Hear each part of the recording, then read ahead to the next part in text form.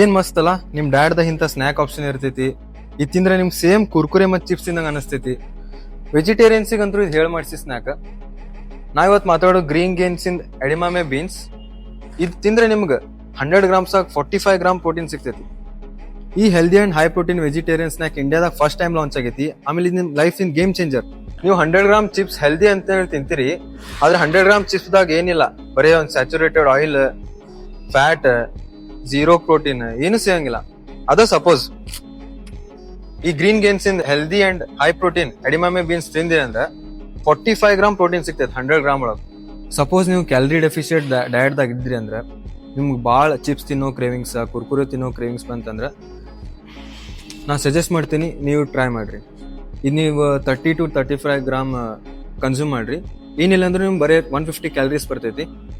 ಆಮೇಲೆ 15 gram protein ಸಿಗ್ತೈತಿ.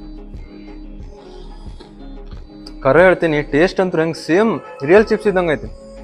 ಕರೆ ಎಷ್ಟು ಆಕೈತಿ ನಿಮ್ಗೆ ತಿಂದ್ರೆ. ಈ ಪ್ರಾಡಕ್ಟ್ ಬೇಕಂದ್ರೆ ನಾನು ಕೆಳಗೆ ಡಿಸ್ಕ್ರಿಪ್ಷನ್ದಾಗ ಕೊಟ್ಟೇನಿ. ಆಮೇಲೆ ಇದು ನಿಮ್ಗೆ ಅಮೆಝಾನ್, ಫ್ಲಿಪ್ಕಾರ್ಟ್ ಎರಡರಾಗೂ ಅವೈಲೇಬಲ್ ಐತಿ.